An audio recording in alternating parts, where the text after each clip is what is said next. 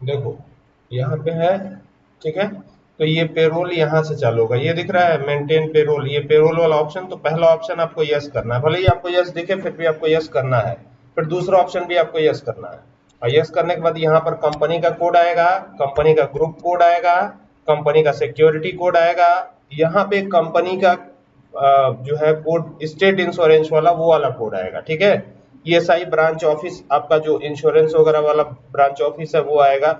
Standard working days यहाँ पे आप एंटर कर देंगे 30 दिनों का, ठीक है। बाकी यहाँ कारपोरेट रजिस्ट्रेशन नंबर वगैरह आएगा, उसको मैंने स्किप किया है, ठीक है। 10 नंबर यहाँ पर आएगा।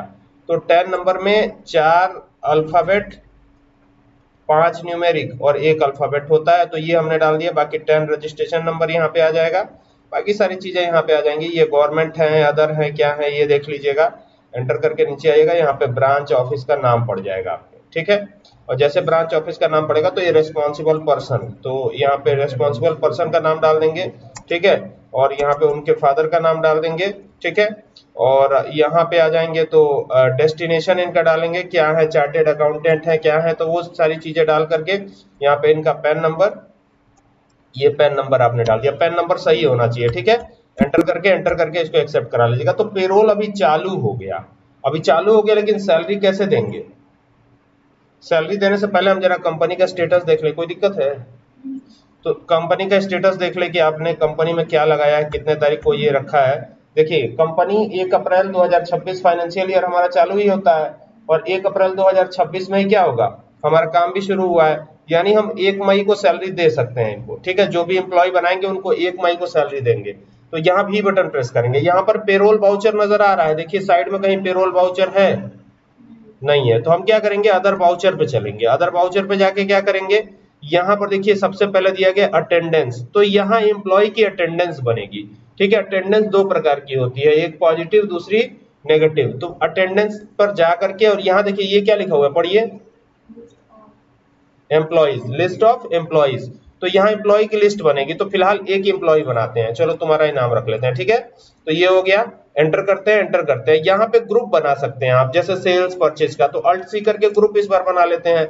एक सेल्स का बना देते हैं और दूसरा परचेज का बना देते हैं, ठीक है। फिलहाल ये सेल्स के हैं, जो भी हैं, ये पल्लवी ये सेल्स की हैं।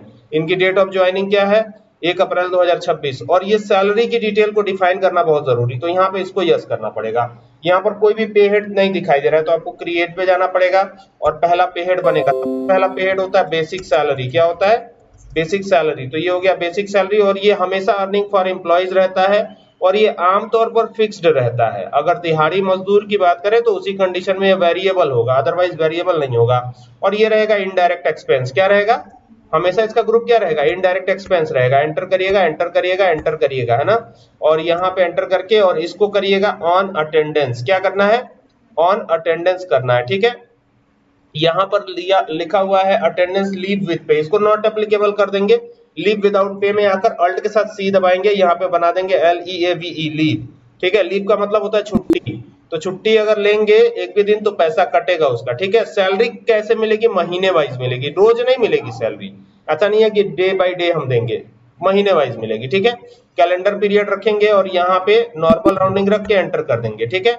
अब जैसे मान लीजिए इनकी सैलरी है, बेसिक सैलरी मान लीजिए इनकी है 15,000 रुपए, ठीक है। यहाँ पे 15,000 डालता हूँ, यहाँ 15,000, तो ये हो गया 15,000, ठीक है।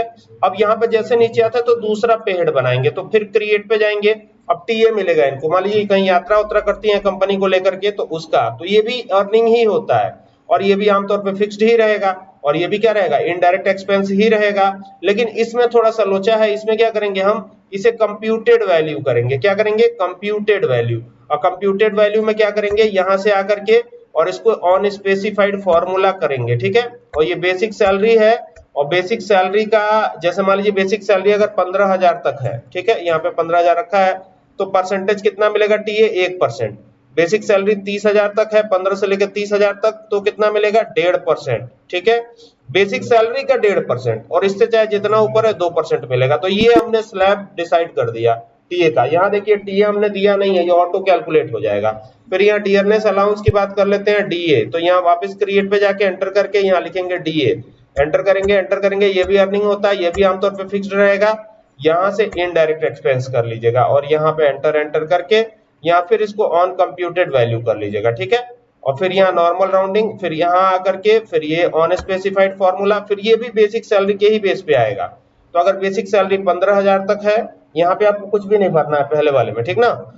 यहाँ 0 से लेके 15,000 तक है तो कितना मिलेगा, कितना कटेगा, मतलब सॉरी मिलेगा, तो यहाँ पे कर देते हैं 1%। और अगर 15,000 से ऊपर और 30,000 तक है तो कितना मिलेगा, तो यहाँ पे कर देते हैं 2%। और यहाँ पे उससे चाहे जितना ऊपर हो 3%। तो ये एक और स्लैब हमने डिसाइड कर दिया। अब यहाँ पे एक और पे हेड बनाते हैं पीएफ का, ठीक है। तो ये लिखते हैं पीएफ यानी प्रोविडेंट फंड, ठीक है। एंटर कर दिया, फिक्स्ड ही रहेगा ये।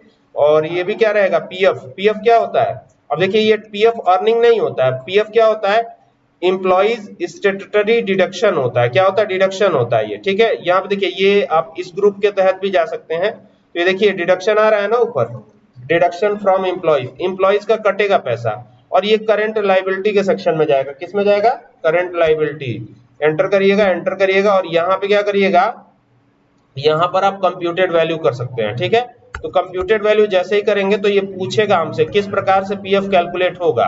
तो ऑन स्पेसिफाइड फॉर्मूला करेंगे हम, ठीक है। तो ये हो गया। अब बेसिक सैलरी के बेस पे हम कैलकुलेट करेंगे, ठीक है। जैसे मान लीजिए बेसिक सैलरी अगर 15,000 आती है तो 5% कटेगा, ठीक है, पीएफ। ये फिर बाद में मिलेगा भी, है ना। फिर ये 30,000 तक होती है तो यहाँ कितना कटेगा, 10% कटेगा। और 30,000 से चाहे जितना ऊपर तो 15% कटेगा। तो ये हो जाएगा इस तरीके से। आई बात समझ में, एंटर कर दीजिए, एंटर कर दीजिए। यहाँ पर एम्प्लॉय नंबर आ गया, डेजिग्नेशन यहाँ पे जैसे मान लीजिए सेल्स की है, कहाँ की है, ये सब दे दीजिएगा, लोकेशन वगैरह दे दीजिएगा। फंक्शन इनका क्या है, सेल्समैन, यहाँ डाल देते हैं सेल्समैन, ठीक है। यहाँ पे लोकेशन देवरिया है तो देवरिया डाल दीजिएगा। जेंडर फीमेल है तो फीमेल कर दीजिएगा, एंटर कर दीजिएगा। डेट ऑफ बर्थ वगैरह भर दीजिएगा, मदर्स नेम, स्पाउस नेम या जो कुछ भी है, या एड्रेस वगैरह पूरा भर दीजिएगा, ठीक है। यहाँ पे इनका पैन कार्ड नंबर डाल दीजिएगा और तमाम डिटेल भरते हुए एंटर करते हुए इसको एक्सेप्ट करवा लीजिएगा, ठीक है।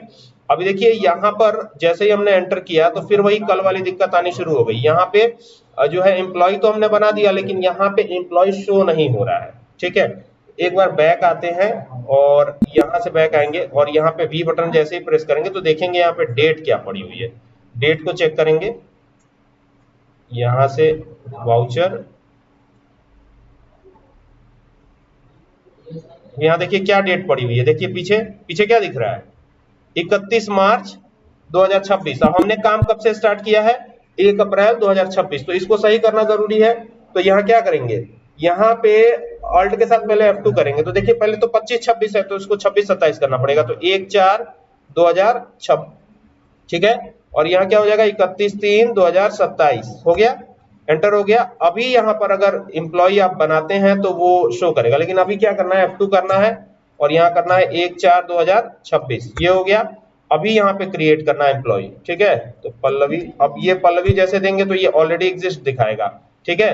तो पल्लवी 1 कर देते हैं यहाँ पे, पल्लवी 1, PALLAVI, पल्लवी 1, ये हो गया। एंटर करेंगे, एंटर करेंगे। ये प्राइमरी या क्या रखें, यहाँ पे ये देखो सेल्स है तो सेल्स ही रखते हैं इस बार, ठीक है। यहाँ पे डिटेल को यस करो और यहाँ पे बेसिक सैलरी इनकी है 20,000, 20,000 यहाँ पे अलग से दे रहा हूँ, ठीक है। डीए ऑटो कैलकुलेट होगा, फिर नीचे आएंगे तो टीए भी ऑटो कैलकुलेट होगा और पीएफ भी ऑटो कैलकुलेट होगा। एंटर करके ये पूरा डिटेल भरिएगा ये सब, और ये भरते हुए एंटर करते हुए सारा डिटेल एंटर करते हुए इसको एक्सेप्ट करा लीजिएगा, ठीक है। तो ये बन जाएगा आपका, है ना। देखिए अभी आ गया है, पल्लवी 1 आ गया है। अगर इन्होंने 30 दिनों में एक भी दिन लीव लिया है, छुट्टी ली है, तो यहाँ पर वो डालना है। जैसे मान लो कि 30 दिन में अगर तुम्हारी सैलरी 20,000 है, 30 दिन में 5 दिन छुट्टी ले ली तो उसी हिसाब से पैसा कट जाएगा। तो 5 यहाँ पे डाल दिया हमने, 5 दिन की छुट्टी के लिए क्या डाल दिया, 5 दिन यहाँ पे डाल दिया। अभी देखो दूसरा वाला पल्लवी जो बनाया था वो भी ऊपर शो होने लगा। तो पल्लवी 1 और पल्लवी 2 दोनों का बना लेते हैं। ये कितने दिन लीव ली है, ये 1 दिन लीव ली है, तो इसका कम कटेगा पैसा, ठीक है। नीचे नरेशन चाहे तो आप डाल सकते हैं, ठीक है। ये अटेंडेंस हमने रिकॉर्ड कर लिया, अटेंडेंस रिकॉर्ड करके इसको एक्सेप्ट करा लिया। अब कहाँ चलना है, अब चलना है पेरोल वाउचर में। तो पेरोल वाउचर में जाने के लिए F10 प्रेस करना है और F10 प्रेस करके यहाँ कंट्रोल F4, ठीक है। एंटर कर दीजिए। अब मान लीजिए सैलरी अगर कैश में दी जा रही हो, हालांकि हमारे पास कैश नहीं है तो नेगेटिव कैश आ सकता है। तो नेगेटिव कैश से मतलब नहीं है हमको, इससे मतलब है कि हमारा सैलरी कैलकुलेट होना चाहिए। तो यहाँ देखिए नीचे दिया हुआ है ऑटोफिल, ऑटोफिल पे आपको जाना है, पेरोल ऑटोफिल करना है और ये सैलरी है तो नीचे आ जाइएगा, सैलरी कर दीजिएगा। और ये 30 तारीख वाला डेट तो सपोर्ट ही नहीं करेगा, तो यहाँ पे क्या करिएगा 1/5/2026 कर दीजिएगा, 1 मई तक का। ठीक है, ऑल आइटम्स यहाँ रखिएगा एम्प्लॉय नेम के हिसाब से, और ये हो गया। तो अभी ये पूरा का पूरा पेरोल आपका कैलकुलेट हो जाएगा, पल्लवी 1 और पल्लवी 2 दोनों को मिलाकर के सैलरी कितनी कितनी बनी हुई है, किसका कितना अमाउंट बना हुआ है, क्या बना हुआ है, सब कुछ यहाँ डिस्प्ले हो रहा है। देखिए लाइन से आप पढ़ सकते हैं बेसिक सैलरी क्या है, टीए क्या है पल्लवी का, डीए क्या है और पीएफ क्या है, और पल्लवी 1 का भी पढ़ सकते हैं कि क्या है, दोनों का आ रहा है ना।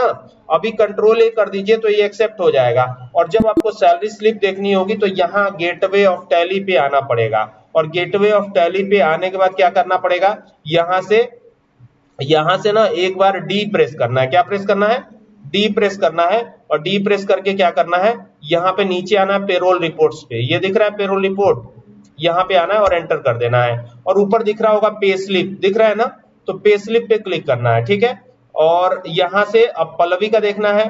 ठीक है, तो पल्लवी का देखना है तो ये पल्लवी की पे स्लिप है, अल्ट के साथ पी प्रेस करेंगे तो ये प्रिंट भी हो जाएगा और दिखेगा कि आई प्रेस करता हूं कि ये पे स्लिप कैसी दिखेगी। तो देखिए ये पे स्लिप इस तरीके से दिखेगी, देखिए देख रहे हैं, ये पे स्लिप है। कुल मिला के इनका कितना बना हुआ है 14,534 रुपए। कुछ पैसा कटा है क्योंकि एब्सेंट थी तो इस वजह से पैसा कटा वटा भी है। ठीक है, इसी तरीके से बात करें अगर पल्लवी 1 की, ठीक है, अब जैसे पल्लवी की तो सैलरी हो गई, पल्लवी 1 वाली सैलरी, तो ये भी अल्ट पी करके देख लेते हैं कैसे क्या हुआ है। तो आई बटन प्रेस करते हैं और ये देखिए इनकी सैलरी कुछ इस तरीके से बनी हुई है।